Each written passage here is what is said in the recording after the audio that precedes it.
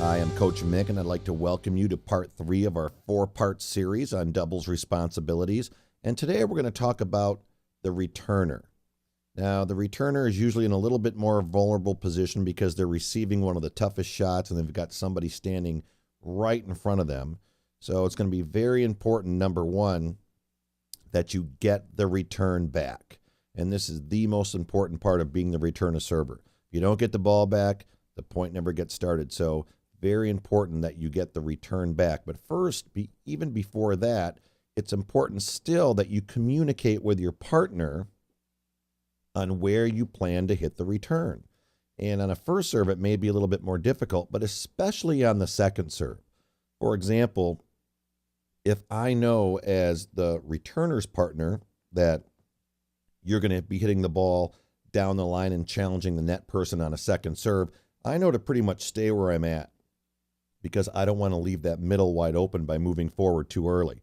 Now, if you hit the ball cross court and attack it cross court away from the net person, I know there's a good chance I can be moving in. So it's important for you as the returner to communicate this to your partner so they know where to move. All right, now you're going to want to make sure as the returner that you get it back, we said first of all, and also if you can, get it back to the server.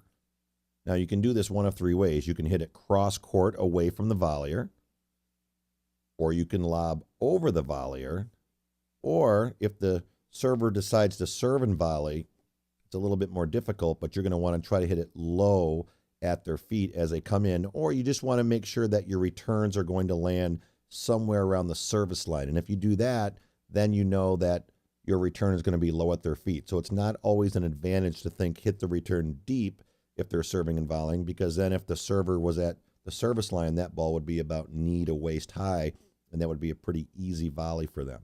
So you're going to want to make sure you get it back to the server.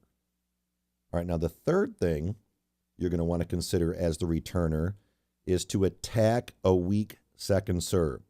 Now, I talk about this a lot with my students because a lot of students think once the first serve is missed, the second serve is an opportunity just to keep the ball away from the net person a little bit easier. And sure, that's definitely true, but you should look at the second serve as an opportunity to attack, whether you're attacking the server or even if you're challenging the server's partner up the line.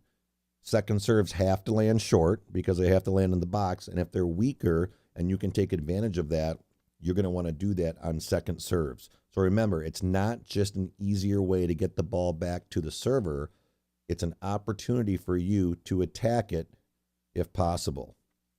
Now, the last thing you're going to want to try to concentrate on as the returner server is to try to get to the net as soon as possible. And you can do that one of 2 ways. You can do it off a lob return, and that'll get you into the net, or off a weak second serve. And you can attack the net off a weak second serve because we know the team that gets to the net first wins a higher percentage of the points. Well, I hope you enjoyed part 3 of our 4-part series on doubles responsibilities. And remember, for more tips and instruction, you can go to realtennisnetwork.com.